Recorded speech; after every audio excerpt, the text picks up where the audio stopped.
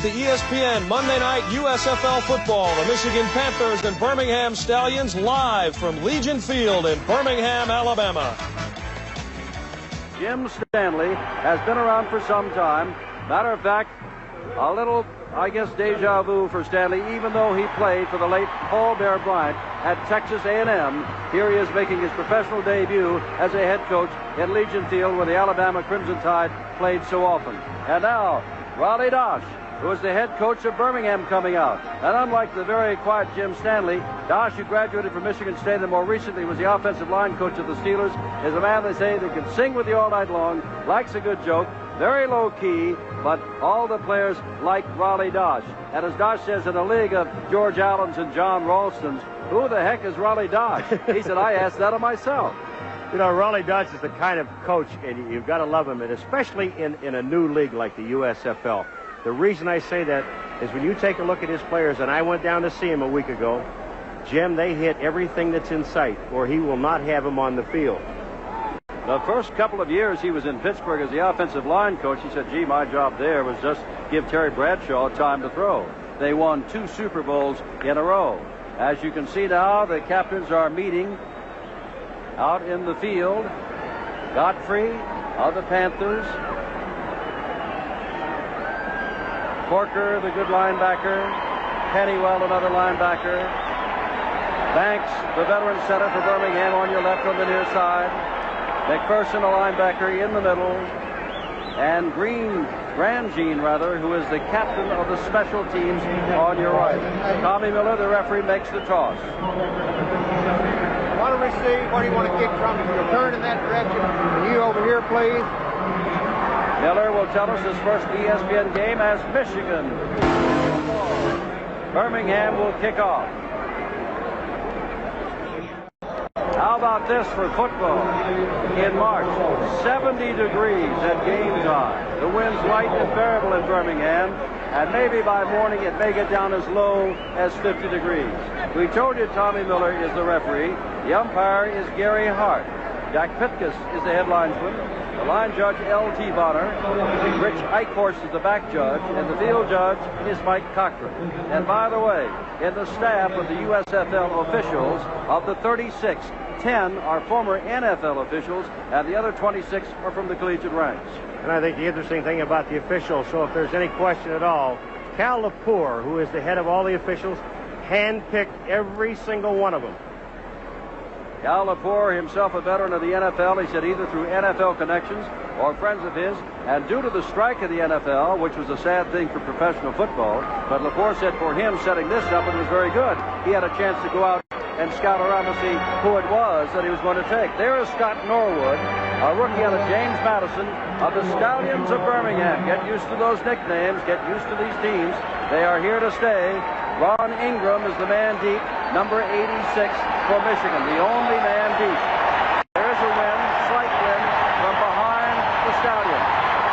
This USFL game is underway. Ingram with the ball at the 6. 15, 20, and out to the 22-yard line. And now Michigan will come on, led by, as you well know, Bobby Hebert, the quarterback that Kevin Slayton talked about. Hebert, a very mobile quarterback who can run the 40 in 4.7. Tony Ellis has great vision, the running back. Jim Hargrove, a fine fullback out of Wake Forest. And you saw a glimpse of number 1 Anthony Carter, a big man on any football field. He flanks to the left. Carter in motion. Ellis with the football. Ellis out near the 25-yard line. A gain of 3, second down and 7, and they sound like they're in mid-season form in Birmingham, Alabama. Well, the fans have been waiting a long time for this, and they're ready for it. And all the oohs and ahs are going to be coming from the fans on every single hit. Ron Ingram comes in with the message from the sidelines. Frank McLean goes out. This crowd basking in wonderful weather and the euphoria of a brand new league and a brand new professional team in their hometown. Ingram wide to the left, and Carter flanked inside him. Here comes Carter in motion again. Hebert hands the ball off to his fullback, Jim Hargrove, who may have gotten a yard, and that is all. Mike Murphy, an outside linebacker from Southwest Missouri, number 56, made the stop. Third down situation. Third down and a long 6 to go. Birmingham, they have two outstanding outside linebackers. Wendell Ray and the man that just made the tackle, Mike Murphy. Two big guys, 6'5", 6'3", and they're both at 235. Mike Cobb, Don Eccles. Those twin linebackers on third down. Hebert back for his first pass. Dumps it out here. Has his man out of the backfield. That is Hargrove. First down across the 40-yard line. Goes Jim Hargrove out of Wake Forest. Billy Caesar, the veteran of Tampa Bay, Miami, and the Detroit Lions, made the stop. This is a bootleg pass by Hebert. Take a look at it. You can see the back going the wrong way, and all of a sudden he has Hargrove on the outside. Number 58. Lester Dickey was the man that was supposed to be covering the fullback. Didn't get to him. Hargrove picks up a first down. 13:15 to go. We're just in the first quarter of our first Monday night telecast. The first games for both of these teams. There is no score. Carter goes wide to the left, and Ingram comes to the right. High formation shown by Michigan for the first time. Ellis almost into the backfield. Gets out to the 45. A gain only of 2. It'll be second down and 8. Larry McPherson, one of the tri-captains out of Fort Valley State, number 50, made the tackle. Carter, who averaged better than 17 yards every time he touched the ball at Michigan, has not touched the ball yet tonight. Well, the question is, can Hebert get the ball to Carter? You know you're going to see a lot of double coverage on Anthony Carter. They have to. The man is so good, and he will catch the ball in the middle of the field in a crowd. Carter this time flanked wide to the right. Second down 8. Quick handoff to Hargrove. Hargrove gets out near midfield. A gain of maybe 3 yards, and another third down situation. Third and about 5. Getting up, making the tackle, Charles Martin out of Livingston, a rookie. And they think very highly of that nose tackle. He is playing alongside of another rookie out of Alabama, Jackie Klein, with a veteran on that front three, an Alabama product of 8 years ago, Mike Raines. Third down, 5 to go. Ball at the 48-yard line of Michigan. Carter and Ingram both come to the right. Check that. That is Holloway alongside of him. Ingram is on the far side. Here's Hebert looking, dumping it for Hargrove. Hargrove across the 50 and very close to the first down. Upended by Emil Thompson, number 20. There's a Michigan man down, but he's just tying a shoe, and that is Hebert, the quarterback, back at the 34. They're moving the sticks. Another first down for the Panthers of Michigan. Jim, when they see that lineup again, Michigan, you've got to go to Anthony Carter because they're covering Anthony Carter one-on-one. Granted, you've got Ingram or Hargrove to the outside and picked up the first down, but when you see one-on-one coverage on Anthony Carter, you've got to get the ball to him. Frank McLean comes in, third wide receiver on first down. So now this is not a double tight end situation on short yardage, nor is it one tight end and 2 wide receivers, but Frank McLean, he can fly. Anthony Carter, you know about him, and Derek Holloway, all 3 men are in. Ball is placed down just on the Michigan side of the Birmingham 45. First down and 10. Riley Dotch, linebacker coach for New England, more recently, as we told you, with Pittsburgh.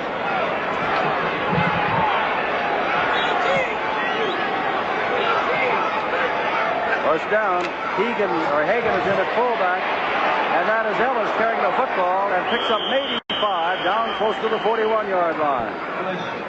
Charles Martin again gets up after making the tackle, along with Wendell Ray, an outside linebacker. Ellis, they love his vision. They say he's not a speedster, but he sees the holes, and he can catch a ball. He did that time because Thompson, number 20, the corner man, and if you wonder if the cornermen in this league fill, they do it very well. Thompson that time just filled the hole. Ellis saw it and cut back to the inside, and he picked up about 5 yards. First quarter, 10 minutes, 15 seconds to go. No score. The Panthers on the march. Carter in motion. Hebert to Ellis again. Blockers in front of him. Gets inside the 40-yard line. Inside the 35. First down, Michigan. With Billy Caesar, number 44 out of Miami, holding on for dear life.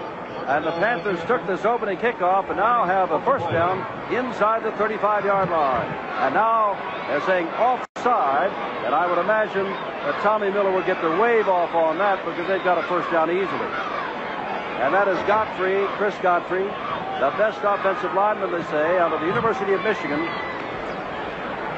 looking to the sidelines to his coach, and Tommy Miller will tell us. Offside.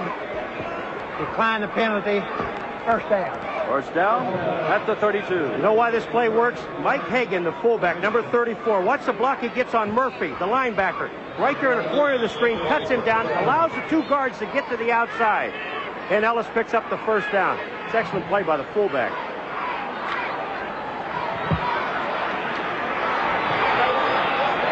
Lane and Holloway. Wide receivers Carter not in there. Hagan remains the fullback.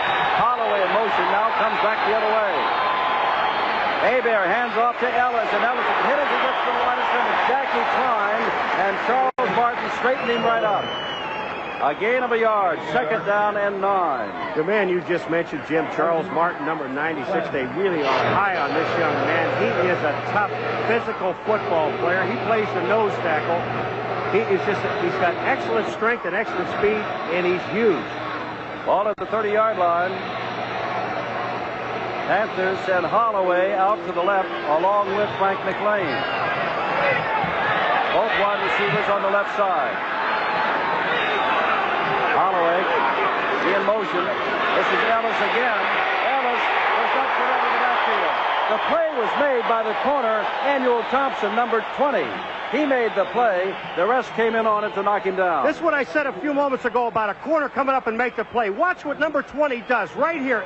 Emil Thompson just knocks down the guard, Vitale, and makes the tackle. That's super play by a corner. You can't ask any more than that. Third down, 10 to go from the 32-yard line.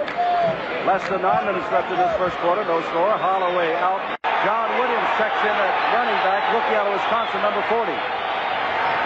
He can catch the ball. Hebert looking for Williams. Overthrows him, almost intercepted. Behind Williams was Frank McLean, and the Birmingham team was right there. Fourth down. All right, McLean, you're going to see him down the field. He's running a quick out, not a quick out pattern, but an 18-yard comeback pattern. He slips and falls. The reason that ball doesn't get there is because Wendell Ray, number 90, the outside linebacker, had the heat on Hebert and hit him in the back. The ball went astray. And now in the hold is Whit Taylor, and Novo Bojovic, a rookie out of Central Michigan, will try a 49-yard field goal. They've only got 9 men, Birmingham on the field. 49 yards out. Is it good? It is good! And Michigan scores first on a 49-yard field goal. Jim Simpson, Paul McGuire, Monday night USFL football on ESPN. Michigan leading 3-0, and Bojovic, who just kicked the 49-yarder, will kick off to Michael Kincaid, the deep man, who is 5 feet 4 inches tall. You know you got a speed when you got that size, and he's got it. Takes it at the 3. Kincaid bounces out, gets away from a couple of men, and out across the 30-yard line. Birmingham has the football for the first time tonight. Gray makes the stop, along with Chapman from Michigan. Little Michael Kincaid.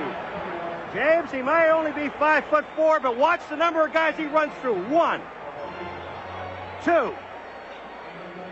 There's the kicker. 3, 4. He still breaks away here.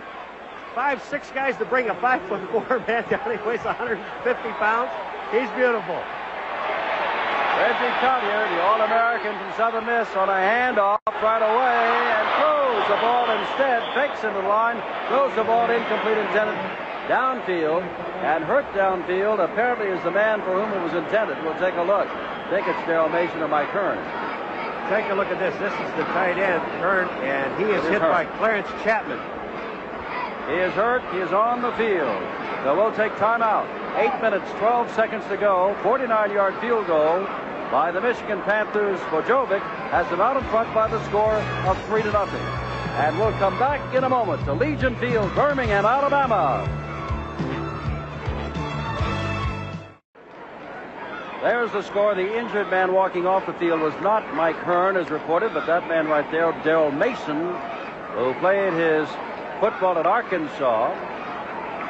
And he may take a shot to the ribs as we're ready to go again on 2nd down 10. As Collier, full of magnificent fake, threw the ball, overthrew his man, and he was hurt. Now here's Collier again. He loves to run, and he's going to throw. And throws, and it is incomplete at midfield. Arnaud broke it up. Craig Anderson downfield. Don't question the hitting in this football game on both sides. Just take a look what happens. Now Collier puts the ball right on the money. You take a look at the shot in the back by number 25, John Arnaud. Right there. That's just good defense. 3rd down and 10. So the Birmingham Stallions have come out firing the football. They've had it for 2 downs and have thrown both times. An impressive thing, too. Jim Collier could have run, but he didn't. That's been the knock against him. He loves to run too much for a pro quarterback. Now fires across the middle, and it is almost intercepted. Intended across the middle for Steve Stevens, number 88. The reserve tight end, and Ray Bentley, an inside linebacker, broke it up. Almost had it. There's Reggie Collier, the All-American from Southern Mississippi. In this first series of downs from Michigan on defense, just take a look at number 61, Bentley. Now the receiver falls down, but Bentley's there. Look where all the linebackers are. They're all in a line across the field. They're in their position. They are very proud of the linebackers, the Panthers of Michigan. There's Dario Casarino kicking away to the deep man. There he is, Anthony Carter. First quarter, 3-0. The Panthers of Michigan. And Anthony Carter will get it at the 18-yard line. Look out, he is Mr. Excitement. Carter gets across the 35-yard line to the 36. It is marked that he goes down there. And we'll come back to Legion Field in just a moment. As this game moves on toward conclusion, Paul and I will be picking the men and most valuable player, and that player will be able to donate in his name $1,000 to the college or university of his choice. Keep that in mind. The ball at the 35. The Panthers have controlled this football. Birmingham has not yet picked up the first down. Impressive drive, that first drive. 6.5 minutes they kept the ball and ended up with 3 points. And that's an impressive drive to come away with. Bobby Hebert has to tell Anthony Carter where to go. Remember, Carter just signed a week ago. Now Carter in motion. Hebert hands off to his fullback, Mike Hagan, out of Montana, and he is stacked up by Charles Martin. We've called his name a few times tonight. You can see him get up, number 96, the nose guard. The one thing that we've witnessed yesterday watching the game, and again this evening watching this game so far, and it's early in the game, but they're changing the backs around quite a bit. We see another down lineman coming in, Jimmy Walker, and Charles Martin comes out. Ingram and Carter, your wide receivers. 2nd down, about 5. There's Ellis. Ellis' flag is down as Ellis gets across the 40-yard line and was knocked down by Jackie Klein out of the University of Alabama. And down at the bottom of the pile, you can see yet another man, and that was Michael Thomas, a defensive back. But remember, the flag did go down. Offside Birmingham.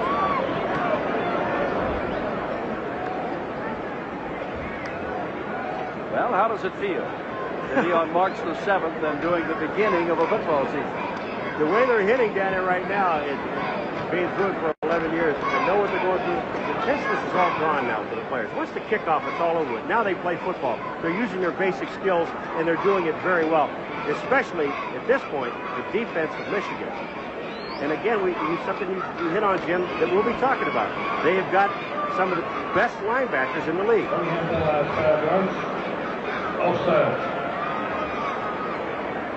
Offside, they'll move the sticks out to the 45-yard line as Tommy Miller is saying that is a first down. And now we can see Jimmy Walker came out and Charles Martin goes back in at nose tackle, or nose guard, I should say, for the Stallions. 7:02 left, first quarter. 3-0, Michigan. First down. Holloway comes wide to the right. Ingram wide to the left. First down. Hebert hands off to Ellis, and Ellis barely gets back to the line of scrimmage. And getting up very quickly is Charles Martin and Wendell Ray, the linebacker, who played a great deal of time with the Vikings in Minnesota.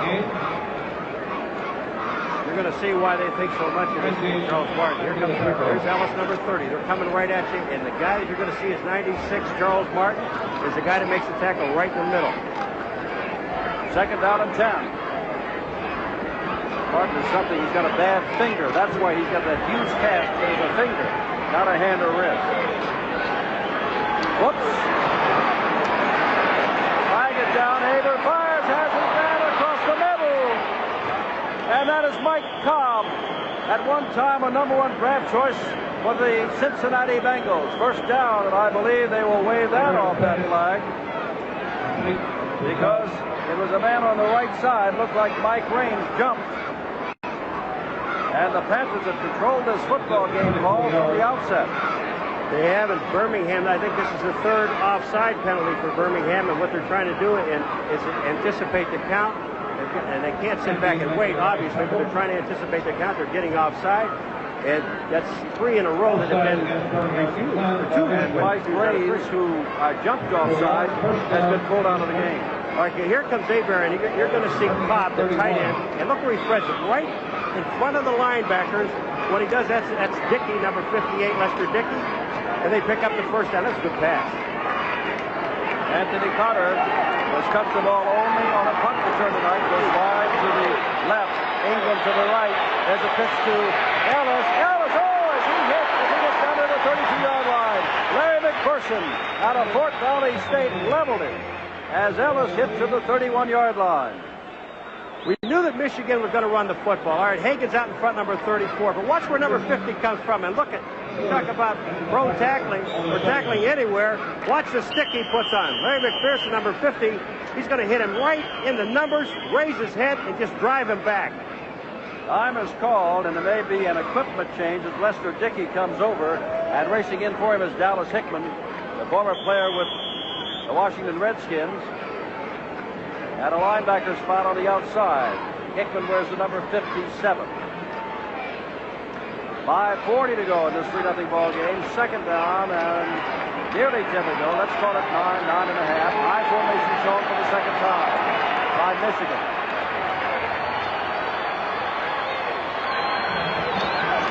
Quick pitch. Now here comes Anthony Carter. Across the 30, the 25. First down inside the 20-yard line. Anthony Carter on the reverse. Took the ball from Ellis and took it inside the 20. Tackle made by Michael Thomas, the cornerback on that side. Chris Godfrey, the offensive right tackle, number 70, gets a great block on Hickman. Take a look at it on the outside. There is the block. Holds him up, lets Anthony Carter get back to the inside, and he does what he does so very well, Jim, and that's good football. Well, they're certainly within Bojovic's range now, and Michigan is thinking touchdown. They've dominated the ball game through the first 10 minutes and 15 seconds. They lead by only a field goal. But Birmingham has only had 3 snaps plus the punt. Ellis kicked to the backfield, and that was Dallas Hickman. Number 57 that just came into the game. What an excellent play by a linebacker, because Hickman was blocked, but he rolled himself towards the ball carrier. All right, here are the inside linebackers. You see him moving over to the play. But Dallas Hickman, number 57 on the ground, is the guy that already made the play. Now watch what happens, what he does here. He is being blocked. He rolls off of Hickman, whips his leg, hits Ellis, and knocks him for a loss in the backfield. Excellent play. Second down, 11 to go. They brought in their pass rushers for Birmingham, and the offensive Michigan spreads out. McLean wide right, Carter to the left. The backs are split. Hebert back to throw. Throws the ball across the middle, and it is dropped. Hit his man across the middle. That was Mike Cobb, or rather Dan Eccles, the tight end, and Billy Caesar hit him. And when he hit him, Eccles dropped the ball. I've been talking about hitting in the secondary and the linebackers. Watch Billy Caesar, number 44, right in the middle of your screen. Watch what he does. He knows he can't intercept the ball, but he hits Eccles in the back and makes him drop the football. That's good play by the secondary. Third down and 11 to go with Ron Ingram checking in. And Frank McLean going out as a wide receiver. Ingram goes wide to the left and Carter comes to the right. Hargrove started as fullback, caught a pass, but Hagan has been in there since. Third and 11, Hebert back to throw. In trouble, and down he goes, the first sack of the night. Looks like Raines, the best pass rusher, the 8-year veteran out of Alabama. And that may have taken him out of the range of Bojovic. Mike Raines makes the tackle, but watch who comes. Everybody, both inside linebackers are coming. The defensive ends are coming. The nose tackle, and there's Raines, number 79, making the tackle in the backfield. 3:25 to go in this 3-0 ball game. First quarter. Bojovic is going to try this one. And, well, they're going to try from 49 yards again. Hit it before. This has got plenty of foot from 49 yards out. It is good again. And Michigan with Bojovic. Bojovic scoring from 49 yards out with the field goal. 3:08 to go. We're in the first quarter. Monday Night Football on ESPN at 6-0 Michigan. Tommy's live Thursday nights at 8 Eastern, 5 Pacific time every week for Inside the USFL. Here on ESPN, Bojovic just kicked a 49-yard field goal. Since that time, the wind has whipped up in his face, and Kincaid, as the ball is blown off the tee. I don't think he would have come close to the field goal that he made with such ease had that wind been there just moments before he kicked. Jim, that kick was 49 yards, but the ball went over the back fence behind there. Look at that. You can see the flag how it's kicked up in just 2 minutes, but the ball went over the back fence, which is 10 yards beyond the goalpost. He has a very short run-up, Bojovic. And this is Kincaid, the 5'4" speedster from the 4-yard line, straight up the middle into the wedge. And you just look for him where he's going to pop out, which side. He gets him across the 25-yard line where Pennywell made the tackle. Pennywell is 6'1", 225. Kincaid, a very small man, 165, 5'4". Scoring drive, 7 plays. 49-yard field goal, capped it off. And it looks like the rain has begun to come. They'll put a damper on this USFL football game. They expected only a 25% chance of showers, but here they are. Pitch back. That is Ken Tolan, the fullback of Birmingham, getting across the 30-yard line. And that's just about their best gain of the night and the first time they've gone to the ground tonight with any success. Pennywell again makes the stop. Second down and 6 to go. Well, we knew that Michigan thought that they could run the football on Birmingham. Birmingham, on the other hand, with Collier, feels that they can throw the ball, and they really don't want him to run the football. We saw that one time where he had an open field and didn't take it. 2:24 to go, first quarter, 6-0 Michigan. Here's Collier firing, and it is almost picked off. That was Clarence Chapman jumping in front of Darrell Mason. Chapman, number 22, jumped in front of Darrell Mason, number 81, and Reggie Collier has yet to complete a pass tonight. Excellent play by Clarence Chapman, because Darrell Mason is not his man. He gets off of the wide receiver and comes back in for the interception, and Collier just hung the ball up in the air. Ball on the 32-yard line, third down and 6 to go.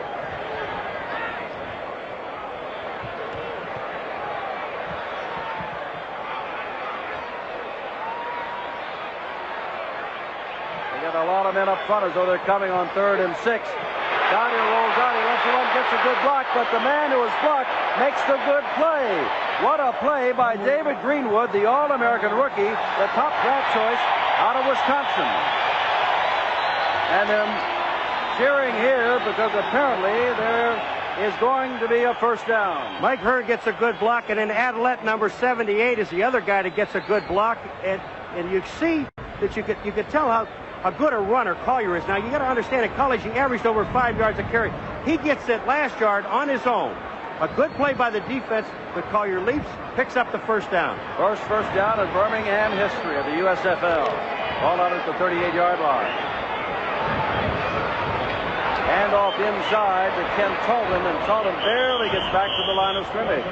That was Wes Roberts and Bob Pennywell who drove him back. 1:20 to go in this first quarter. Dominated by Michigan thus far. Biloxi, Mississippi, the hometown of Reggie Collier. Look at that. 2,300 yards for a quarterback in college. They told us that he might not, they didn't want him to run the ball, but that play that he ran for the first down, Jim, was clearly a run. It was not a pass at all. And David Greenwood, who made the stop, they said at Michigan he can play strong safety in this league for 10 years. He's that good. He is. Second down 9. A little delay there, and going nowhere is Ken Talton. As David Tipton, the nose guard, knocked him down. And it'll be 3rd and long. His time is running out in the first quarter. We've had everything thus far tonight. A little bit of rain, a lot of excitement, a traffic jam that delayed the kickoff by 5 to 7 minutes, and dominance by Michigan. Pennywell has gone out, and they brought in a 5th defensive back, Albert Gray. And the rain is really pouring down now on Legion Field. This was not expected. 3rd and long. Well, I don't know if that was a mix-up or not, but it's close to a first down for Collier. Whether it was a quarterback draw or he went to hand off the ball and nobody was there. Whatever, you'll interpret for me, Paul McGuire. It's close to a first down. When you look at Reggie Collier run with the football, you've got to know that this man loves to do that. It'll be very close as they have ended the quarter with the measurement. Coming out to see whether or not when we start the second quarter, gee, the rain is really peppering down now. So while I take this measurement, it will go away. So when we come back, we can resume play. Michigan at Birmingham. It's a first down for Birmingham, but they trail at the end of the first quarter, 6-0 to the Panthers.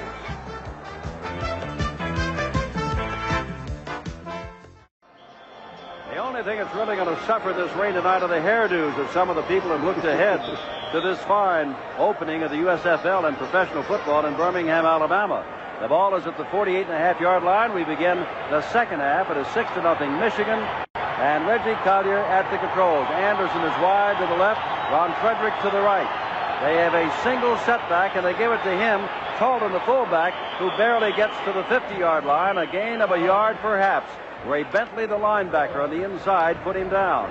And it'll be 2nd down and 9. Birmingham, they're doing something that Coach Raleigh Dodge told us they would do and go with a double tight end situation. Now they're taking one of the tight ends out, and they're going back to the 2 running backs. Earl Gant, veteran out of Missouri, checks in. Put in some time with the Kansas City Chiefs. And again, Frederick this time goes left, and Anderson, the other wide receiver, comes to the right. 2nd down, 9 to go. Wind blowing, rain here. And straight ahead goes Talton, the fullback, out of Cornell, and picks up 3 or 4 yards. But he has moved into Michigan territory down to the 46-yard line, where Ronnie Padgett of Louisiana Tech and Dave Tipton made the stop. It's a little early in the game. We just started the second quarter. The only real running threat that they've had so far, Birmingham, they being Birmingham, is Reggie Collier. So I would imagine they'll go up top. The good news is, as you see them covering up, that rain is slowing down perceptibly. It is still raining, but it is slowing down perceptibly. Looks like the blitz is on. Collier back slips on the wet, and now gets the ball away, and it is caught. Putting it down very carefully is Earl Gant out of Missouri, and he puts it down at the 40, saying, we've got a first down. 2 important things happen on this play. One, watch what Reggie Collier does. He will sit in that pocket. He's got the confidence in his offensive line. Then he picks the back, Gant coming across the middle, and Gant holding on to the football. Ball at the 40-yard line. Now Frederick, who has great hands, goes to the left. Anderson, who has great speed, comes to the right.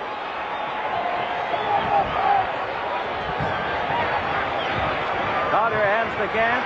Gant hands to Frederick. Frederick centered on the ball across the 35, across the 30, out of bounds. Knocked out of bounds. First down at the 23-yard line. Ron Frederick out of Duke University. Clarence Chapman knocked him out of bounds. First down. Here comes the reverse now. And number 78, Buddy Adelette is going to be downfield to make the block. There is a pass off of this play. Frederick looked like he was looking at it. You see the block by Adelette right there on about the 30-yard line. And Fredericks takes the ball down to the 23-yard line. 12:52 to go in the first half, 6-0 Michigan, but Birmingham driving for the first time tonight. They go back to the single setback again. Gant is out, 2 tight ends in.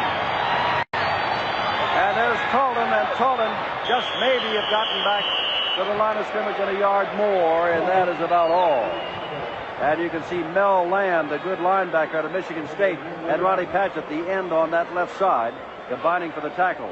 Jim Stanley across the way.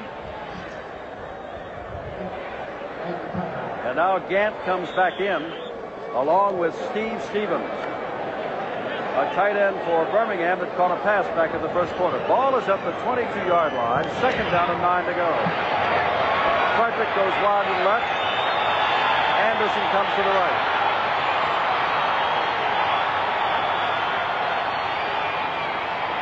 Second and 9. Tolan goes across the middle, stacked up very quickly. May have gotten another yard. And it'll be third down and 8 to go. And it's passing time for Reggie Collier, who is always a threat, as Paul and I have told you to run. Robert Pennywell in on yet another tackle. They'll mark the ball right at the 20. All right, there's the first quarter. So if you take a look at it, Michigan, of course, the first drive, 6.5 minutes, came away with a field goal. They've had control of the football game in the first quarter. Here's a situation where you like to see, with the running ability of Collier, to roll him out. Now, you're almost in the center of the field. You can take him either way, right or left, but they're going to drop back. Dropping back. Collier throwing as a man open, and it is caught. That is Ken Talton out of the backfield. The fullback inside the 15-yard line, and the way they're marking the ball, it'll be 4th down in the yard. So Scott Norwood, a field goal kicker, is on the field at the moment. And here in Legion Field, where the rain has stopped for the moment, they want him to go for first down. Raleigh Dodge talking, and now he's waving, I believe, Norwood out on the field. Now they're putting him off the field. Jim, no matter what he does here, it's not going to be right. And I'll tell you why. You start listening to the players and not listening to the coaching staff, all of a sudden, they send the field goal team on. It always seems like your first instinct is the best of all. Well, they had to call a timeout because there was so much indecision. So they're going to make their decision, and we'll come back. They want them to go for it in Birmingham. 10:50 to go. We're in the first half, and it's 6-0 Michigan. The decision has been made. They will go for it on 4th and 1 at the 14-yard line.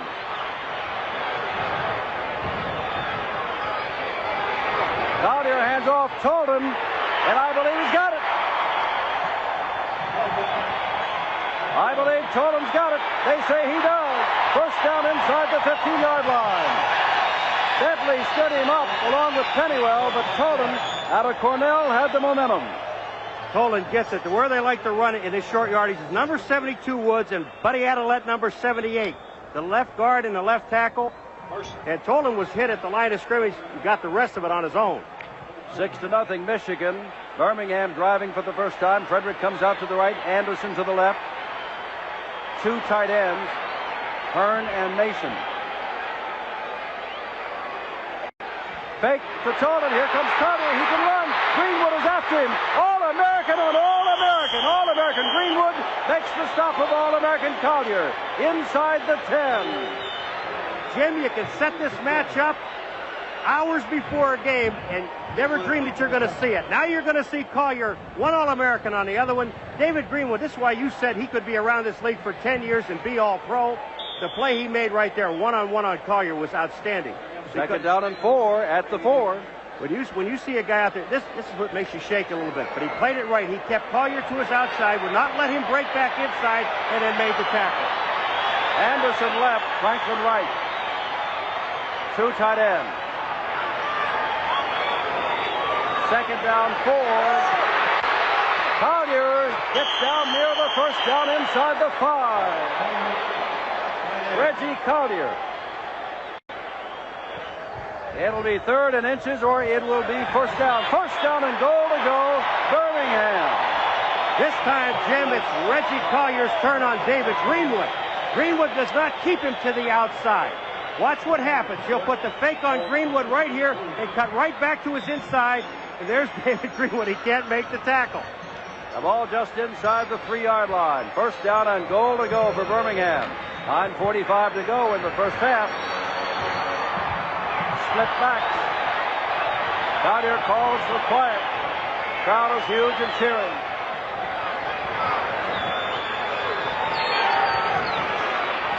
Collier has a football to the clear field. Touchdown!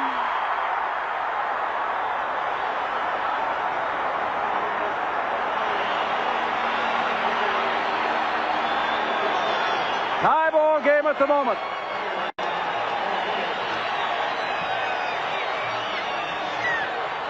Scott Norwood has come on. Ronnie Dodge is out to congratulate his team. Michigan absolutely dominated the first quarter with 2 long drives, settling for 49-yard field goals, and then Collier got it rolling. And as you take a look at Scott Norwood, remember there is a T that is optional, and he is using it. Bob Lane to hold. The kick is up. It is good. And Birmingham leads in this ball game. 9:28 to go in the half. It's 7-6 Birmingham over Michigan. That's because Walker that time took the side on the center and he gets blown out of there. He picked up 4 or 5 yards. 8 minutes to go in the half. 7-6 Birmingham. Third down 11. Holloway in motion. Hebert lost the football. Belongs to Birmingham. And I believe Jimmy Walker, the 4th man along with Charles Martin, made the tackle. They had 4 down linemen. Hebert lost the football, and Jimmy Walker out of Arkansas. Or was that Reggie Lewis 76? It is Walker 75.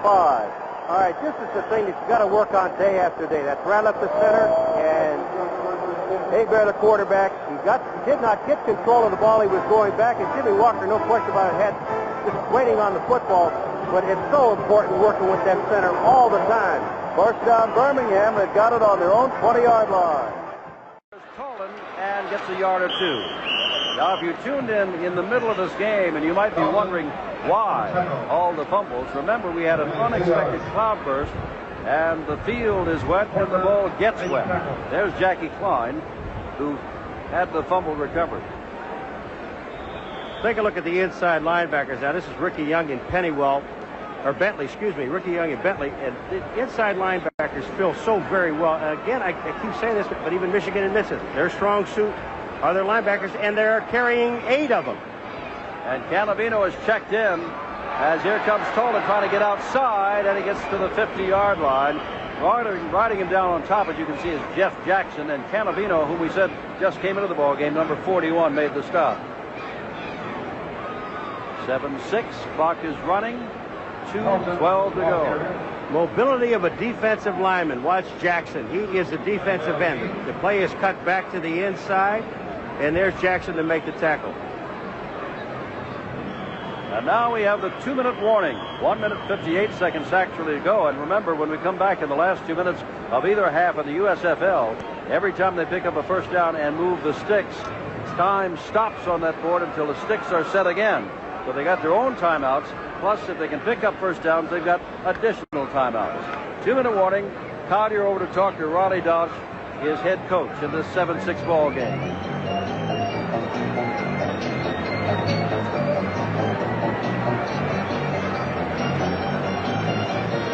Collier, the graduate of Southern Mississippi, a big starter sign with Birmingham. They're redoing the jersey of Jackie Klein after working on his ribs, apparently, Paul. You've had that done to you, I'm sure, your teammates, and you can probably estimate better what they're doing to him than I can. Now, well, the pad's been removed there. When they took the pads off, you know that he's not going to see any more action in his first half, and hope he can come back. What happened is, when he got the fumble, nobody hit him. The ball was there, and falling on the turf, he might have had a bad wrist before this. Coming up at halftime, and we've only got 1:54 to go, be sure to see Kevin Slayton with the Ford halftime feature looking at this week's stars in the USFL. Kevin is with us on every Saturday and Monday night game. Collier's only 2 for 8, has a bruised left hand. This has been a bruising ball game. Stallions of Birmingham lead the Panthers of Michigan 7-6 and have a 3rd down and 8 to go with the ball at midfield. We can assess Collier just in the first half. First of all, we know he can run the football. He proved that. The scoring the touchdown, moving the team down the field, and I think he ran the ball 3 or 4 times straight in a row. That's the one thing. The other thing, the big problem with Collier is once in college, his primary receiver was not open. He had a tendency to run with the football, averaging 5 yards a carry in college football. But again here, the other thing was forcing the football, and that's something he has done tonight early. Anderson left, Frederick right, Salton, Roney back in there. And here is Collier running again across the line of scrimmage. He's got 5, he's got 10, he's out of bounds. First down, Reggie Collier stopping the clock.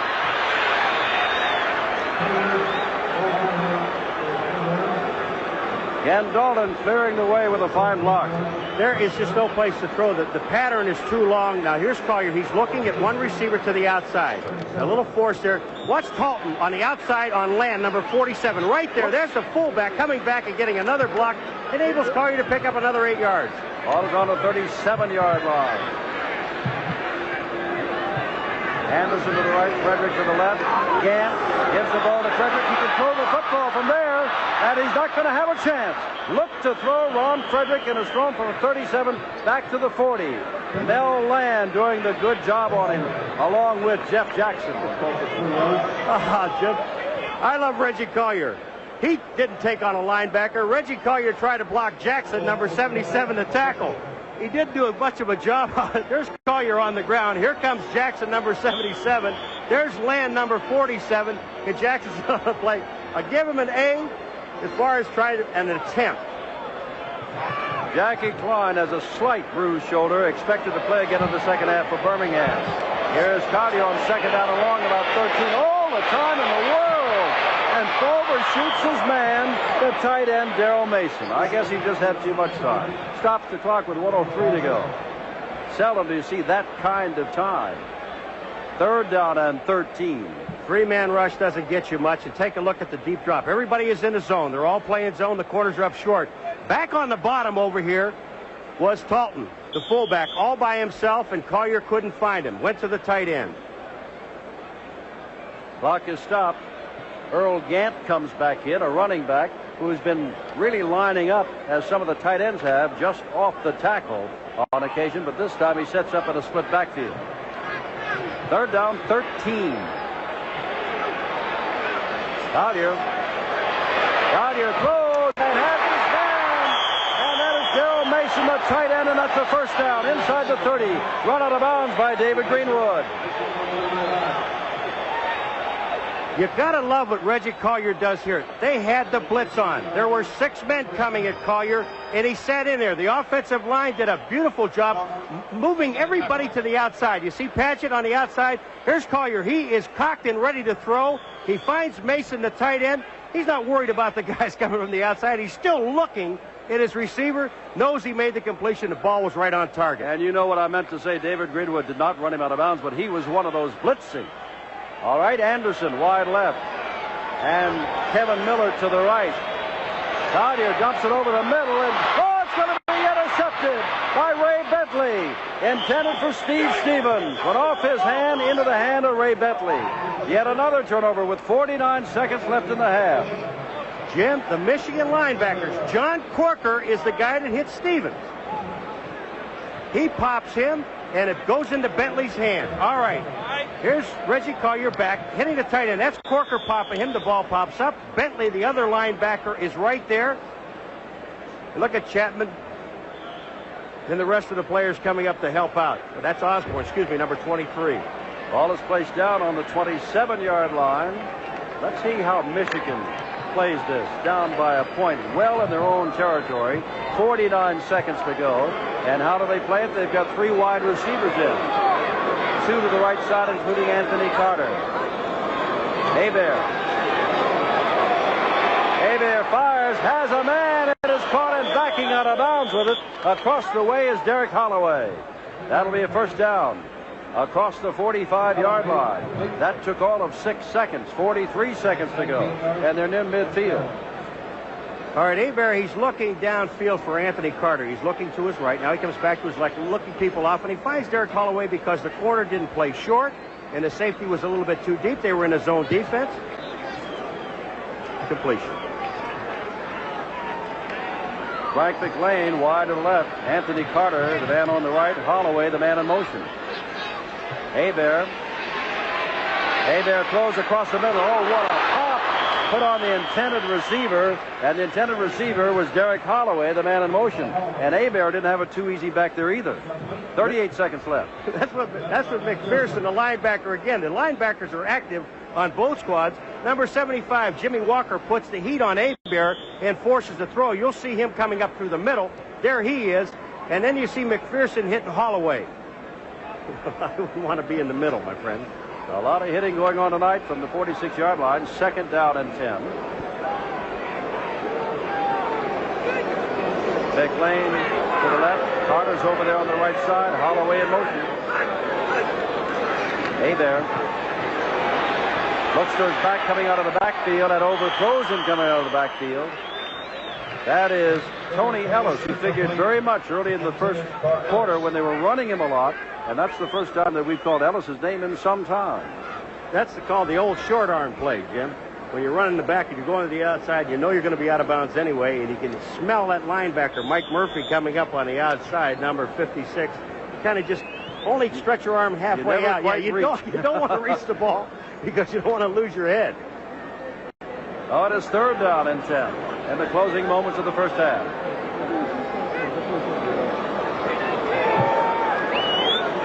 Very enthusiastic crowd tonight, and that is an understatement, I believe. Hebert looking again, throws for the man coming back, and that is number 82. That is Frank McLean, and McLean gets inside the 45-yard line. Now there, that will stop the clock if they don't take the timeout, which they're not doing, with 22 seconds to go, because they will move the sticks, and that's the rule of the USFL. Okay, Murphy and Thomas are the outside. McLean, here he comes back to the ball. Now, here comes Murphy, 56. He's going for the ball. Thomas is right there. He doesn't make the tackle, but they're going to make McLean pay for it. That's Mike Murphy coming back again. That's hustled by the linebacker. All right, Hebert goes down. He's looking. He's trying to find Anthony Carter when you see him looking off to the right. Carter is not open. There he sees McLean there. Now, watch 56, Mike Murphy. He misses the tackle. There's another tackle missed there, and then Murphy comes back and makes the play. Time has been called, and it was Michigan that called it. They wanted more time than simply moving the sticks. Trainers, quartermen out on the field, but more importantly, Bobby Hebert. We haven't said too much about him, except he's very quick. He hasn't run too much tonight, but he is a rookie and went to school at Northwest Louisiana State, and he's won the job out of another rookie, Whit Taylor, who took Vanderbilt to the Hall of Fame bowl right here in Legion Field, and Mark Miller, who's not on the active squad. He's out of Bowling Green on a 3-year backup with the Cleveland Browns. And the wind has stopped completely again. Well, we didn't expect the rain. We got it. High winds we didn't expect. We got that, but only momentarily. Michigan led at the end of the first half on 2 49-yard field goals, 6-0, and then Collier drove them and ran around right end 3 yards, and the extra point put Birmingham in front 7-6. First down, Anthony Carter in motion. Hebert, closing moment, fires the football, has his man, that is Cobb, across the middle. Not enough for the first down. That won't stop the clock. They'll have to call timeout. Tacklers led by Larry McPherson, number 50 of Birmingham. And the Panthers, with 11 seconds left, call timeout. Jim, don't you think that ball draws a crowd? McPherson was the first guy there on Cobb, but then the rest of the Birmingham defense showed up in a hurry. When you've got 8 or 9 guys going at your frame, there's no place to go. I was just thinking, Paul, sitting here, and it is not our position to sell the USFL, only to report the USFL. But of all the games between now and July, when's the championship game on the 17th? Have this kind of excitement and this kind of crowd involvement, the football-loving public is in for a great spring and early summer before the NFL returns in the fall. Jim, looking at it, I expected turnovers. They haven't been together that long, and I'm not making excuses. The coaches want to eliminate those things. But if you take a look at the hitting in this football game, It's been ferocious by everybody. And the linebackers on both Michigan and Birmingham have just been outstanding. Ball on the 36-yard line, 11 seconds left in the half, second down, and 3 to go for the first down. I formation.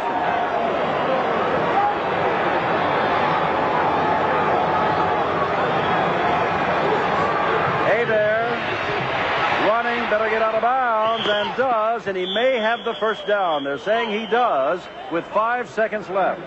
Forced out of bounds by Jimmy Walker, one of the down linemen, just walking back, number 75. Well, there were 11 seconds on the clock. There's now 5, so that means that they've got, if they're going to do it, they've got to kick the field goal now, because I don't think they'll have time to get the play off and stay in bounds or whatever, unless they're going to go for the end zone. Well, we now know that Novo Bojovic certainly has the range to kick another field goal, but we see Bobby Hebert coming back in. Well, 5 seconds left. Well, now here comes Bojovic. Yeah, this would be, what, 32? This will be another 49-yard field goal. Maybe this is lucky number. They took a look at it. He's got 2 of them. They figured, why not 1 more? Also get, remember, a 2-point lead. That's what he's doing. It's spotting it right there at the 39. They use the kicking tee, and the wind has begun to sprung up. And for Bojovic, it is coming from behind him, so he'll get a little extra assistance. Maybe a little left to right. I would call timeout if I was Birmingham to see if that wind had died down. Bojovic, 39 yards out. He's got the leg, and he's got the lead. Time out. Panthers, their third 49-yard field goal as time runs out of the half. Birmingham leading by a point, now finds itself down by 2.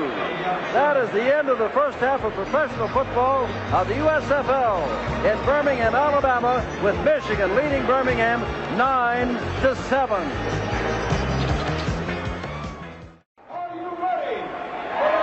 Birmingham will receive.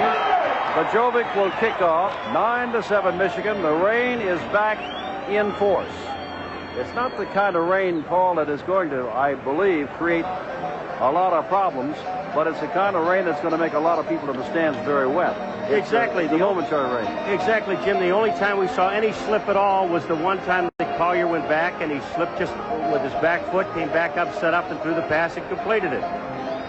There's the guy we've got to try to find most of the time, Michael Kincaid. For those who did not see him, Michael is 5 feet 4 inches tall.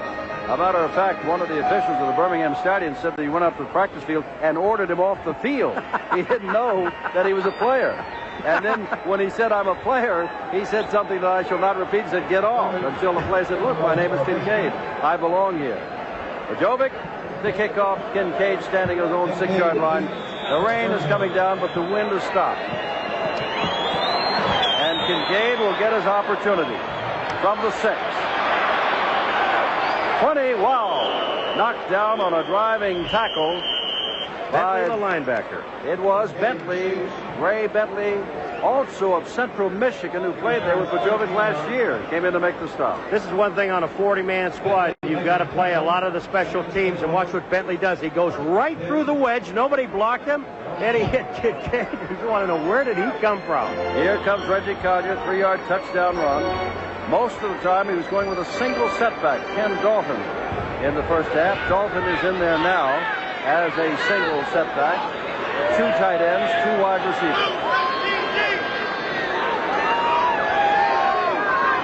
On the 19.5-yard line. And that is Dalton right there. Dalton slips 1 tackle, picks up 6 yards, gets out across the 25 to the 26-yard line,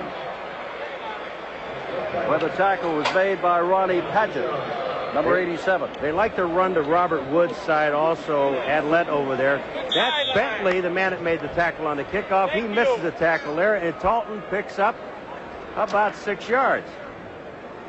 Gant comes in, and instead of taking one of the tight ends this time, they'll take out Ken Dalton, who just carried the ball. So Earl Gant, a running back, replaces the fullback. Second down and 4, 9-7 Michigan, early in the third quarter. Here's Gant trying to get outside, and there's a fine play made right there by Wes Roberts, the veteran. Hold it, that is Ray Bentley, 61, not 81, the rookie out of Central Michigan. But I'll keep the same adjectives, a fine play. Oh, exactly. All right, here's Gant. He fakes one way, goes back to the outside, and watch Mr. Bentley again. That's 2 out of 3 tackles, not too bad. Look at Bentley. He looks back to the inside, sees the play moving to the outside. That is number 74, Sandin, the guard that didn't get to the outside, and Bentley made the tackle. 3rd down and 7. The fans huddle under the stands because of the rain, beginning to whoop it up now. And there's a completed pass and a first down across the 30-yard line. David Greenwood makes the stop of Ken Talton, who came back into the ball game and plays pass receiver one more time. Greenwood was aided by Mel Land, the outside linebacker. Ball is placed down on the 31-yard line. Story of the game, Michigan dominated the first quarter. Birmingham dominated the second quarter until the final seconds when Hebert moved Bojovic into position for that 3rd consecutive field goal of 49 yards.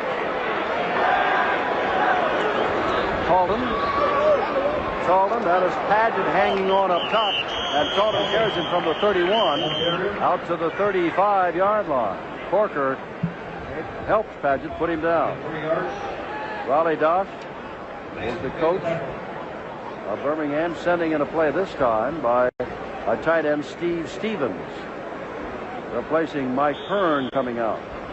Jim, and in this drive, if you notice, the Birmingham Stallions ran all their running plays have been to the left side. 2nd down and 7.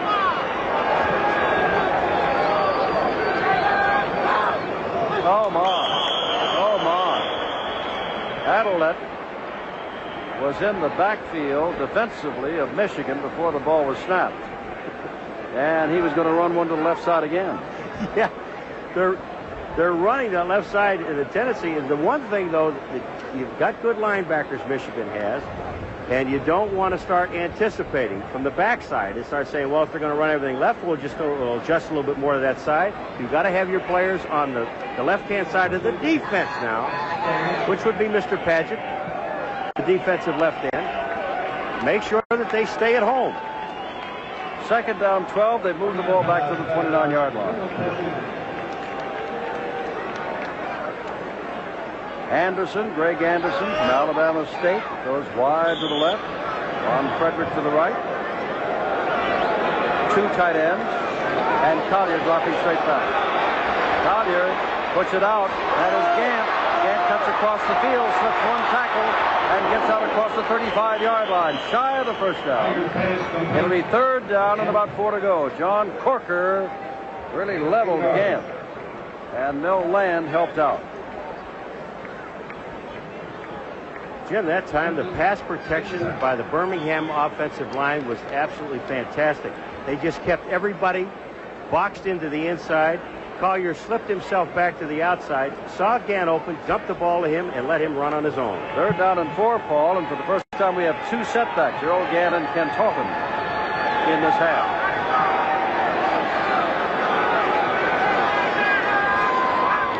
Third and 4, Talton did not get the first down. He almost picked up the football across the line of scrimmage. He was well ahead of the handoff. Pennywell leveled him. It's 4th down. And now it'll be Dario Casarino out of the University of Washington coming in. And that means that Anthony Carter will go deep for Michigan. Casarino is a big man. 6'6", 240.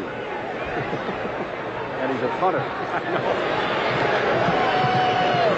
Carter dropping well back to the inside his own 20-yard line. Serino, formation. They got the watch on him.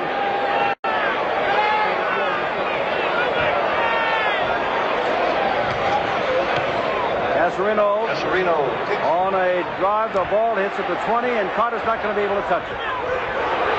Birmingham does not cover it as it bounces almost back to the 25. 10 minutes, 10 seconds to go. 3rd quarter, Michigan over Birmingham, 9-7.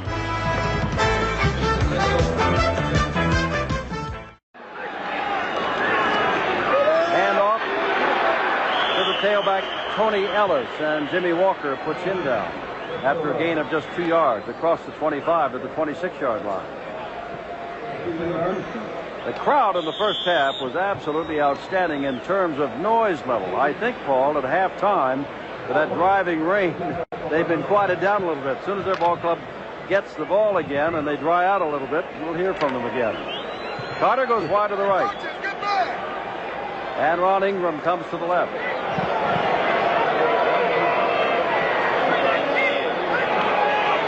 Hale back again with the football, and again not much. It breaks away. There goes Ellis, being chased down and run out of bounds by Emil Thompson. They had Ellis about a yard or two across the line of scrimmage, and then he just exploded out of the pack, and Thompson knocked him out of bounds. The one thing they talk about Ellis is he keeps on driving. All right, he's going up the middle. He's going, there's Bradley up the center. They're all in there blocking. 4 or 5 guys had a shot at him. Take a look at Ellis. Switches the ball over, keeps it away from Thompson, and he gets run out of bounds. But that was a great run. All right, here, Jimmy, here's Radliff. This is the center from Georgia. He's on Walker. Whoa. Walker made the play, had the hit. Didn't hold on. Ball on the 49. Hebert dropping back, dumping it out here. Has it to his man Hagan, the fullback, and he's got a first down down to the 35-yard line. The official paid attendance. Official paid attendance. That's not everybody that's in here. 38,352 for the Birmingham Stallions. And with only 17,000 season tickets sold, 21,000 more folks showed up. And as we said, someone was kind to them. But that's the paid personnel in it. Ball is at the 35-yard line. First down and 10 to go. Michigan leading by 2 and driving. Hebert hit as he throws, and the ball is caught. Nope, dropped by Anthony Carter. Thought he had the ball, but when he hit the ground, the ball squirted away. Second down and 10. Carter, one of the superstars of collegiate football. Only one other man has been an All-American 3 consecutive years out of school. No doubt Herschel Walker would have been, but Carter was. First time in more than 40 years. And every time they try to figure out whether he weighs 150, 55, 60, 65, everybody always winds up by saying whatever it is, he can take a hit better than many big men and get up and continue to play. The one thing about him, he'll go across the middle and catch the ball in the crowd. Second down and 10. And there's Ellis again, and this time he's pulled down.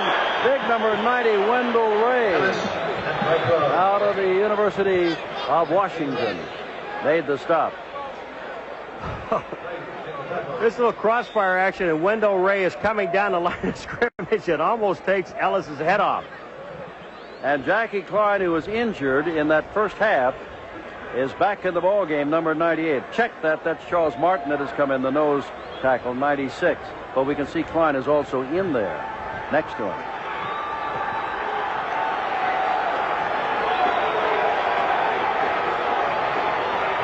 Third down, 8 to go. Blitz is on. Look out, Hebert gets the ball away.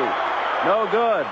Mike Murphy blitzing. The ball was trying to get out to John Williams coming out, but it is fourth down. Jim, they sent everybody. This is called the old days of Mad Dog. You see Ray going up. You see Murphy, number 56. Hebert's throwing this ball away. Should have taken a loss because Caesar was right there to make the interception if the ball would have been on target. Here's that man again, but I think it's going to be slightly longer than 49 yards. There can't be 4 of them, can there? They have to put it back at about the 40-yard line and make it a 50-yarder. No wind this time.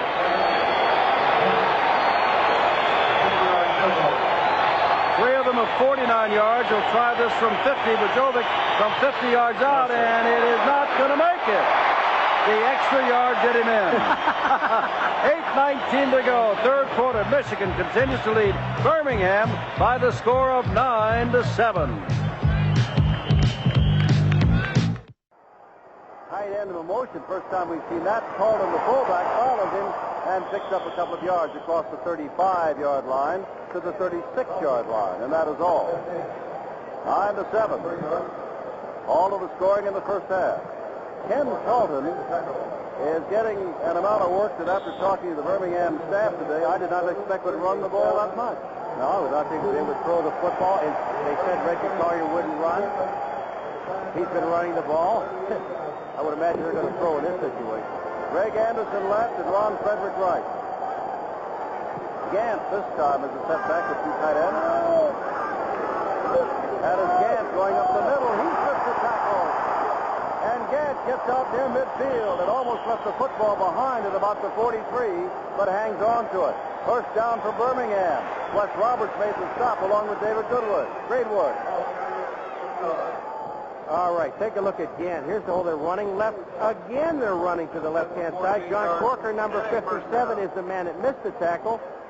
And Gant picked up the first down. I thought they would pass that situation, but they really do not throw much off of that double tight end. This time Anderson goes out to the left, and Frederick to the right. First down, midfield. Gant again. Gets a good block out in front. And he doesn't have the ball because Collier held on to it. And Gant came back, peeling back to throw a block for Collier, but Reggie only got a yard or two. Running play all the way, I would judge. Yeah, and again, I must repeat this, that all of their running plays so far have been from the center left.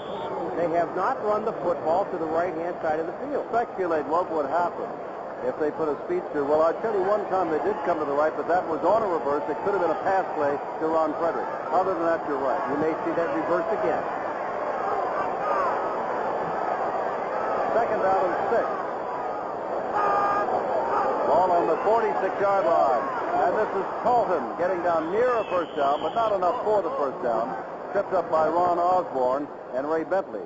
Now, Osborne is a rookie out of Iowa State. Bentley, whom we've called a lot on tonight, is a rookie out of Central Michigan. And John Arnaud, who picked up a fumble, is also a rookie out of Iowa State. So Arnaud and Osborne played in the same backfield at Iowa State, and now 1 year later, or even less than that, in the same backfield in the pros. Third down, 3 to go.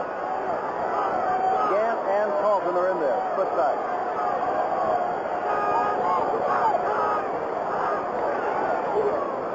Here comes Collier. He's got the first down and more. Dragged down by number 22, Clarence Chapman. But first down, Reggie Collier.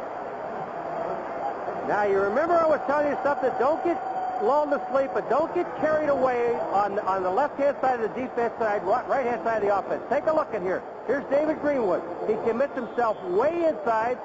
Reggie Collier gets to the outside. He has got a blocker out in front with him. That's Buddy Adelette, number 78, and he picks up the first down. They lull you to sleep. All the motion went to the left-hand side. Collier comes out here by himself. Ball is on the 34-yard line. Birmingham on the move, trailing by 2, 5:25 to go, third quarter. Single setback is Gant. And the crowd has come alive again as the team begins to move. Gant, a yard or two and no more. Ronnie Padgett down at the bottom, number 87 getting up. David Greenwood also in on the tackle. Jim, one of the things that really scares me about Reggie Collier, and it also scares the coaching staff, the young man does not know how to slide. He doesn't know how to, when the guy's coming up, he still thinks he can run over him. He goes to the out of bounds and he runs out of bounds. He won't slide when the defensive backs are coming up. When you're in the middle of the field, get down, sacrifice a yard. He runs straight up. I remember when our good friend down in Atlanta first came up, he wouldn't slide either, but learn. Collier, lots of time, has a man, tight end, number 81, Darrell Mason. Near a first down, John Corker, the linebacker, made the stop. 6 yards. When you see Reggie Collier go back, and we stress this thing, and we keep talking about this young man because he does everything so well. When you see him stand back in the pocket like that and looking around, because Mason was not his primary target, that shows that he has, number one, confidence in his offensive line that they're going to do the job for him and block for him. And two, finding his receivers coming back, got the tight end underneath the linebackers in front of the safeties, almost picked up the first down. 3:45 to go, third quarter. Third down, 2. first down and out. Earl Gant, tackled by Greenwood. Looks like a first down, Birmingham.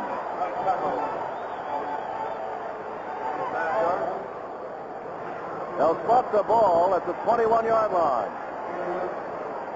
Great drive by Birmingham, engineered by Collier. He's completed some passes, has run a bootleg himself, and has been running the other folks off the left side. And that play they ran to the right-hand side. Anderson left, Frederick right. Lone setback is Colton. Doc keeps shifting his back, his tight ends, and his wide receivers.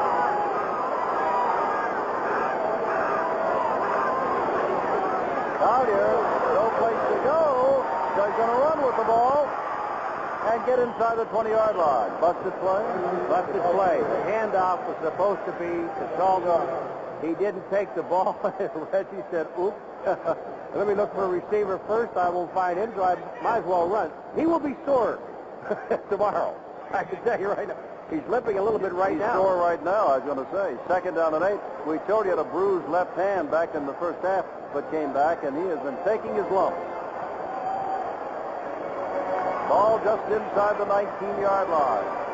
Second down, 8. Gant has come back in. Frederick on the right side. Anderson to the left. Collier throwing infrequently in this half. Stevens, the tight end, in motion. And there's Gant behind a double-team block on the outside, and he's knocked out of bounds as he gets to the 15-yard line by Ron Osborne. Number 23, as Gant is number 23. Osborne, the cornerback, on the right side. Stops the clock, 1:56 to go, third quarter. They had Michigan overshifted just a little bit to their left, Birmingham's right. And that time, Stevens, the tight end, forced the defensive end to the inside. Bentley, the linebacker, never got to Gant. He got back to the outside. He picked up a first down. Or, picked up about 6 yards. Third and 4. At the 15.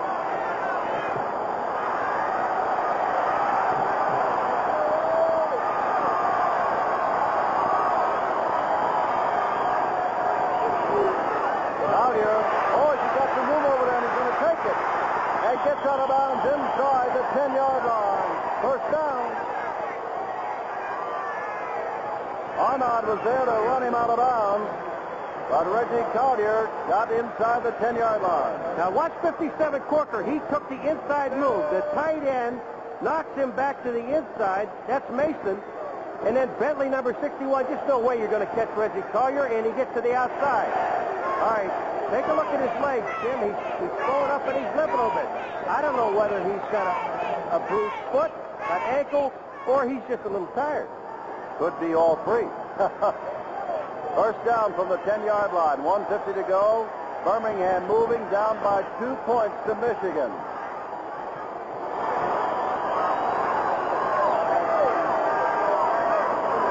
Gant doesn't even get back to the line of scrimmage. Robert Pennywell and company, including David Tipton, the nose guard. David Tipton read the play very well, got rid of the center. Watch him, he's over the center. David Tipton takes the side, gets to the outside, and Gant has no place to go. Lost a yard on the play. And Carlton is coming in, and Gant trots off. Raleigh Doc? Nope, Gant's going to stay in there. They'll have to send out a tight end, and they do. Gerald Mason will come to the sideline. Birmingham looking to move ahead again. Second and 11. Collier hands off, and Gant does not get back to the line of scrimmage at the end. Mel Land is there to knock him down for yet another loss. Waiting in the wing, Scott Norwood, if called on, could give Birmingham a 1-point lead if they do not get the touchdown. Mel Land plays this so well, Jim, and also Pennywell, 59. There's David Greenwood coming up. But look at Mel Land, the outside linebacker. Has a blocker on him. That's Talton. Can't knock him down. He makes the play. 30 seconds to go to third quarter. Clock is running. And it's third down from the 12-yard line. Norwood out of James Madison, a rookie looking on. Might be his first shot in the USFL.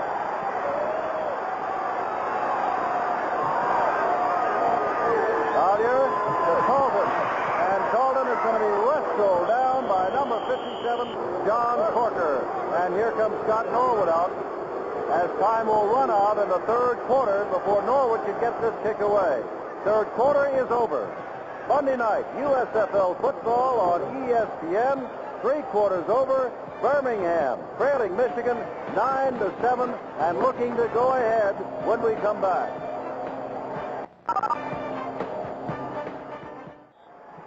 Scott Norwood looking at James Madison from 27 yards out with lane to hold. Will try to put Birmingham ahead by 1 at 10-9. His first kick in the USFL. 27 yards out. Norwood kick. It is no good. It is no good. The rookie, under pressure, having to wait the 2-minute pause between the third and fourth quarters, moves to the other end of the field and does not do it. They don't get the field goal. Michigan leads by 2. In the world, you're a hero or a heel. There's a kicking tee. That's lane holding. And Norwood just hooks this ball. First of all, those strings should have been forward, straight ahead. That will put a little bit of hook on the ball. But Norwood just flat hooked the football.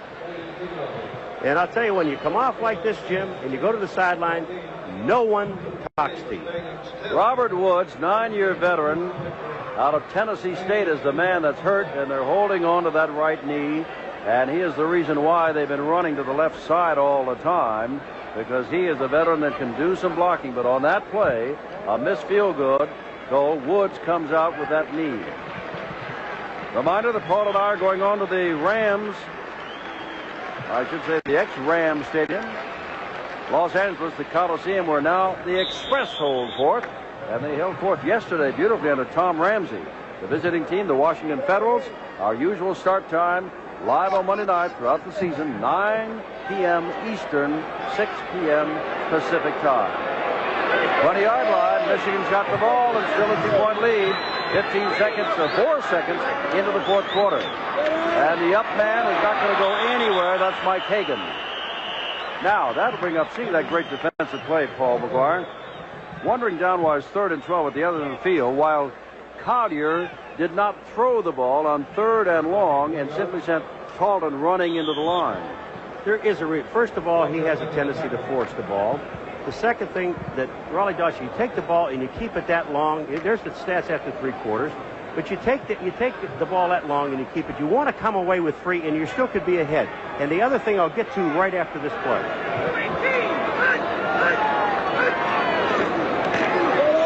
Tailback carrying the ball.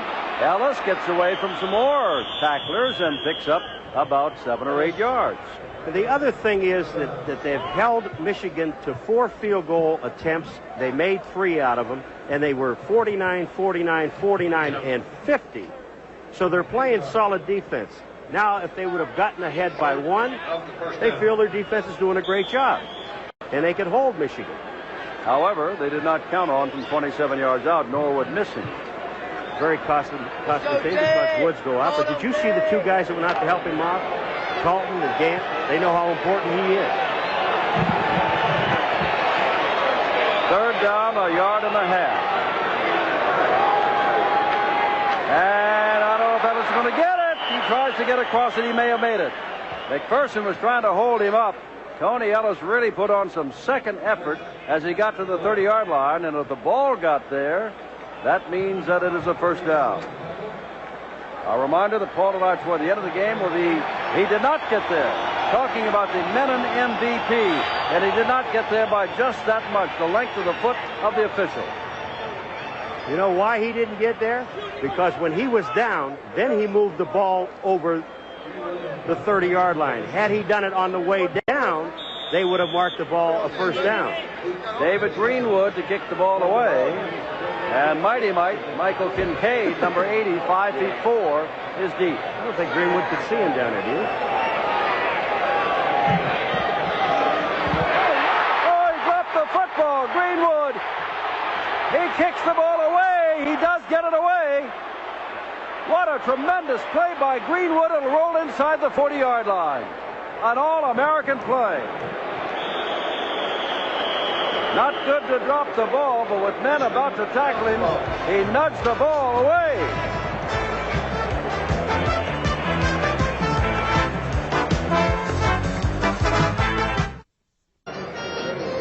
Now you know why this man is so valuable, David Greenwood. He will be my punter forever. He just misses the ball. But watch the heads-up play. Murphy's going to be there, and so is Reed. And he gets the ball. He just whips it around sideways, around the defenders, and gets the ball away and kicks the ball about 40 yards. First down 10 from a 38-yard line for Birmingham. They've been dominant lately here in this ball game. They seem to come alive as they have to run. Look out, Collier! Greenwood blitzing. Collier attempted to pass. Buddy Adelette has taken over for Robert Woods at left tackle, and Mark Battaglia, the rookie out of Penn State, has moved to the left guard spot ahead of Adelette as a result of the injury to the knee of Woods. David Greenwood is lined up on the tight end on the outside. They have double tight end. You see Collier, he faked to Talton and had his back to Greenwood. Never saw him coming. Nobody picked up on the other side. There is no back there to block the safety. And a sack. 9-7, Michigan. Fourth quarter. Lots to come left. Collier has to Gant, and Gant picks up some good yardage across the 30 out near the 34-yard line with Ray Bentley hanging on. David Greenwood, the top pick and signee of the Michigan Panthers, and a man that they wanted from a territory, and they had to do some bargaining and come up with some big bucks for. They got Anthony Carter. Another thing you've got to do is you've got to let Collier throw the football. Second down and long, he has not been throwing the ball. They have not let him throw the football. They've been going with a double tight end. They're back in a double tight end situation. They've got to have him throw the ball. He is going to throw this time. Has time, delivers a football, and the man slipped. Flag is down. Talton slipped at the 50-yard line. Hold it. That is Craig Anderson slipping. The wide receiver went right out from under his feet. He tried to the ball was slightly behind him, put on the brakes, and his feet went out. And now it is going to be the personal foul. It certainly is. And I would assume that personal foul, you're going to talk to the Birmingham folks, because on offense, protecting for your passer, you usually hold, not commit a personal foul. Wide to left, Franklin to the right. It is second down and 4. We understand we lost picture for a moment. We've got it back now.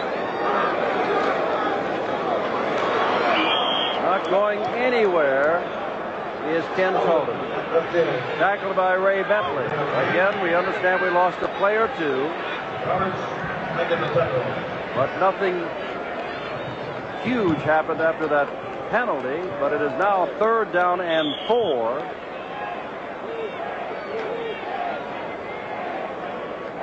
.45 left in the game.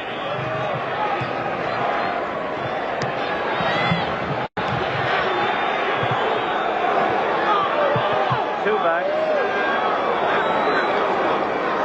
Collier cuts inside one block near the first down. Collier. Saindon throwing a heck of a block, and Collier has taken a beating tonight. He's running that football team very well, but he is slow getting up. Pulled to his feet by Battaglia, who's now playing a guard spot. Battaglia is playing the guard spot. Adelette moved out to Woods' spot at left tackle. And here come the sticks in to see whether or not Collier picked up the first down. If not, it'll be fourth down and inches. He loves to see this, Jim, so he can get a break and take a breath. Here, stretch it. Stretch it. Come on now. Tom Banks is stepping on the line. He won't let him stretch it. That much. Now, ball almost at the 41. The crowd here wants Ronnie Doss to go for it, and obviously he's going for it. He's ready to send in the play. That's not a kicker. That's a play coming in from the sideline. With a tight end, Mike Hearn. Another tight end. Darrell Mason checks back in. Two wide receivers come out. Inches to go. I think if he would have punted this football, they would have booed him right out of the stadium. You've got to go for it. And the man that should carry the ball is Collier. Just tap Banks and go. There's no big decision here. But I'll be wrong, because they'll probably give the ball to Gant. Whatever. Birmingham, I think, is getting increasingly confident of its defense. This is not a big gamble, but there's still 10 minutes to go.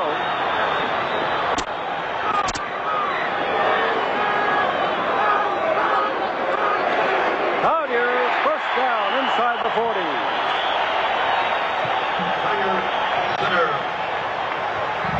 Clock running, 9:45 left in the game. A hard-hitting, exciting game. Michigan out in front, 9-7. And if I'm going anywhere, I'm going to take that all-pro center, Mr. Banks, and just run right up his rear and let him blow out the nose guard. Here it comes. You look at Banks there. Watch the two guards cave in. They just open the hole. They only had, what, an inch and a half, Jim, 2 inches? That's about it. I'm running down on this first ever USFL football game in Birmingham, Alabama. Carlton, the lone setback. First down at the 40.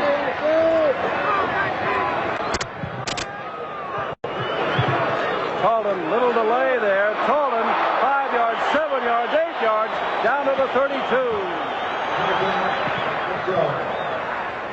32. Ripped up by Wes Roberts and David Greenwood. You know what makes this play work? Watch him, he stopped, but watch Talton's legs. Just keep an eye on his legs. Watch the drive in his legs. They do not stop.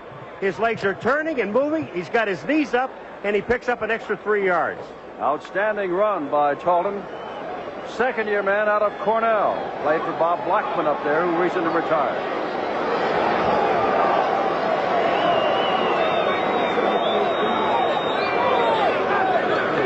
Collier, flip back, flea flicker. Collier looking, throws, and it is intercepted by number 61, Ray Bentley. All the time in the world on the flea flicker, and Michigan's got the ball inside their 20. The Panthers still lead 9-7.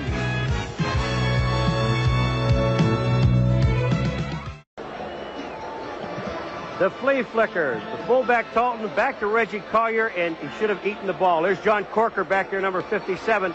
Watch where he throws the ball. He's looking at Fredericks coming across.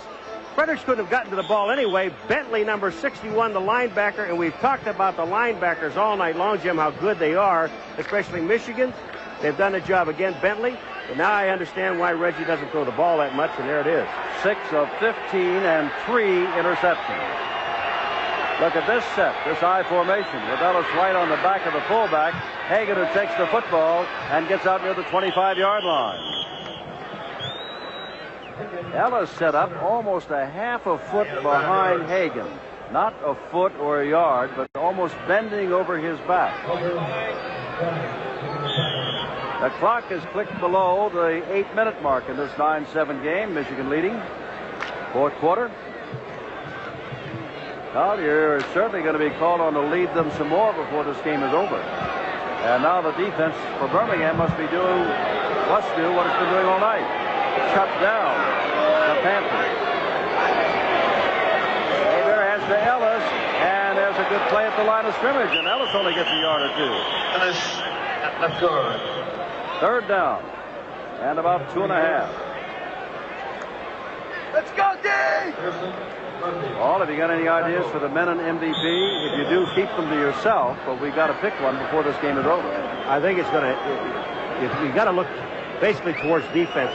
That's one thing I want to say about this game. You're looking at a 9-7 football game. You say, well, there's not that much scoring. You're looking at tremendous defense tonight on both sides of the field.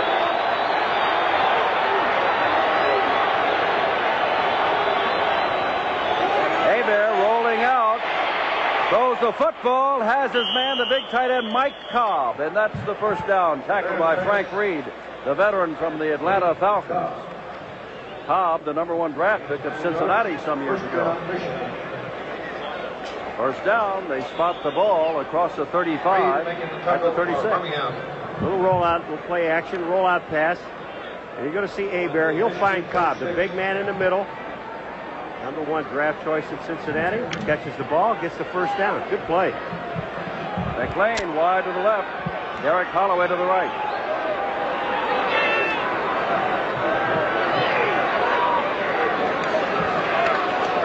There's Ellis, quick starter, and gets out to the 40-yard line. A pickup of 3 or 4 yards. Wendell Ray and Larry McPherson, two of the linebackers, made the stop. And you could also see Frank Reed around the ball. Here's the offensive line. Manos and Coffey, Vitale in there. And Ellis comes in. There's Wendell Ray making the tackle. Ron Ingram checks in. This ball game is now down to the final 5 minutes and a half plus. 9-7. Birmingham's got to have the ball. Michigan trying to run it out. Ingram, or maybe that's Holloway in motion. And there is the fullback, Hagan. First down across the 45. Mike Hagan out of Montana picks up the first down with a burst up the middle. 16 yards. And another trap play up the middle. Hagan, the fullback. 16-yard run. They put it at the 44. All right, we'll take a look at the center, Radliff, number 55. He's just screening off the middle linebacker. He just gets a piece of him, doesn't make a block, but gets enough to force the linebacker back to the outside. McPherson, number 50. Then Hagan picks up another first down. McLean wide left, Derek Holloway to the right. I formation. Holloway in motion now. Coming back the other way.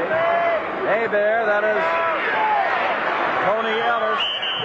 The running back inside the 40 to the 39-yard line. The clock continues to wind down as the Panthers run down the field. This is where the Stallions have been so good on defense all night. Must shut them down and give Reggie Collier and company another shot. And the thing about it is they should not be tired, because every time Birmingham had the ball, they moved the ball down the field, missed the field goal, then turned it over. But they've kept possession of the ball, and the defense should have been well rested. Birmingham has had its chances. 2nd and 5. There's the fullback. That is Hagan. Now near a first down at the 35-yard line. Charles Martin is over there, along with Mike Murphy, the linebacker. Now we're below the 4-minute mark. Clock is running, and the Panthers very wisely taking their time. Remember, they do not stop the clock to move the sticks until the final 2 minutes. So time is running off the clock.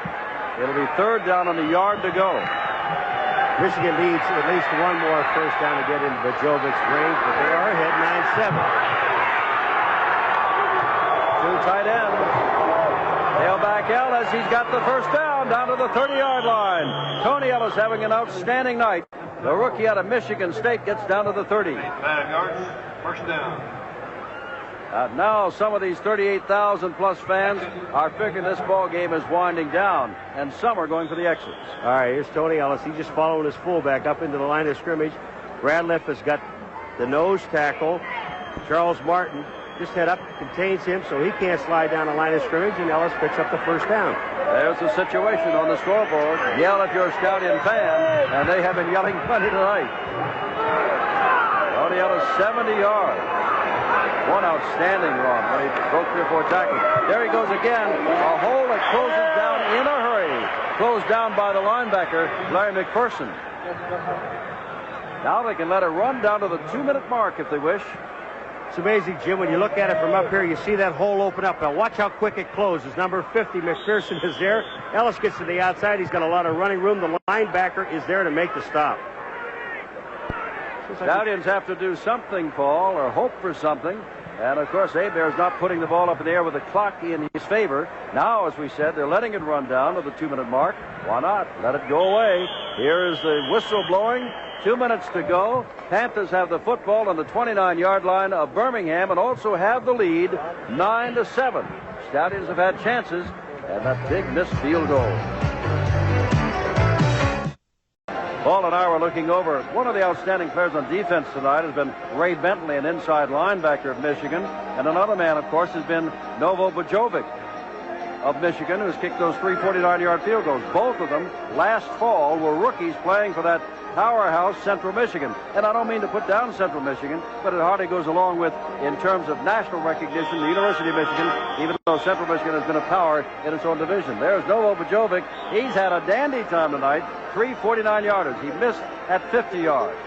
And it is his 3 field goals, and to the Panthers 9 points. 2 minutes to go. 2nd down and 9 to go for Michigan.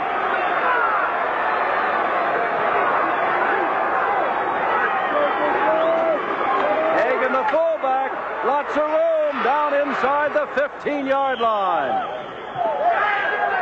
And here is where they will stop the clock until they move the sticks. That is a USFL rule in the last 2 minutes. They'll spot the ball at the 15. I think we had a chance to talk to Cal Lepore, Jim, and one thing he said that he thought was a little strange, but they're young. There are a lot of rookies on the team. The clock does stop. They move the change. He said the guys get excited and they come out of the huddle instead of using the clock. But Michigan is doing it very well. They're going to let the clock run down because it's at 13 and counting. They lead by 2 with a minute and a half, and it'll be forgiven if they keep the ball right on the ground. There's Ellis.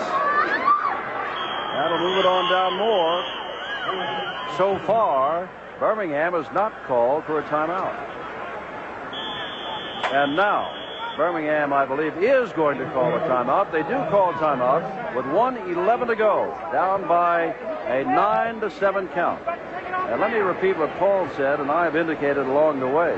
They moved all the way down at the end of the third quarter, ready to kick a 27-yard field goal. The third quarter ended. They moved to the other end of the field, and they missed the 27-yard field goal. And then later, Collier threw an interception while on a drive.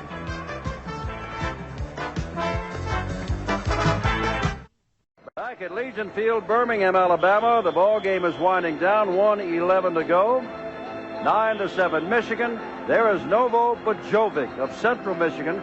3 49-yarders for all 9 points thus far. He is our men and most valuable player. He doesn't know it yet, but he will have $1,000 to give to a school of his choice, which I would imagine would be Central Michigan, but it is his choice. Congratulations to Bojovic.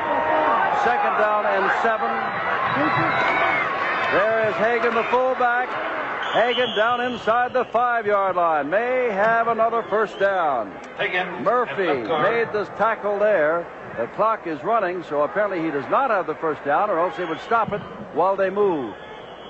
And now time is called again by Birmingham, hoping for that miracle. 55 seconds, 95 yards away from a score of their own, but the Panthers only 5 yards away from a score that would put it out of reach.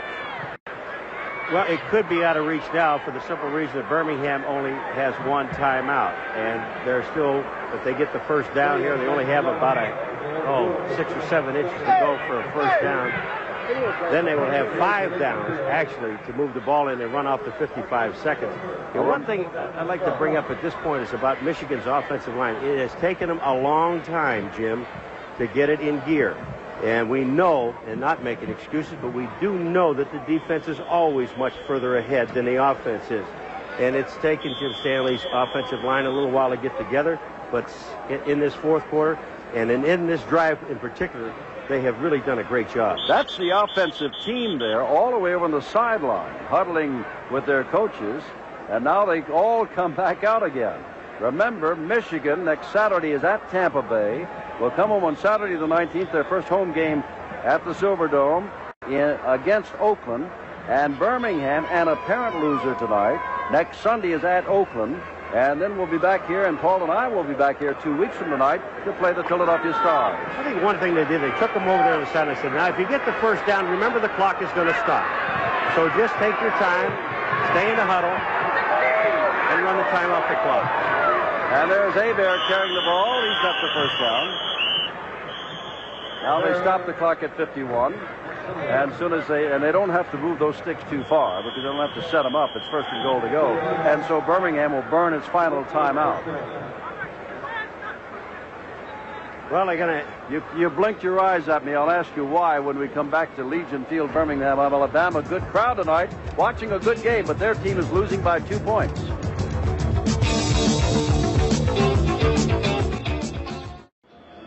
"51 seconds to go in this first Monday night USFL football game on ESPN.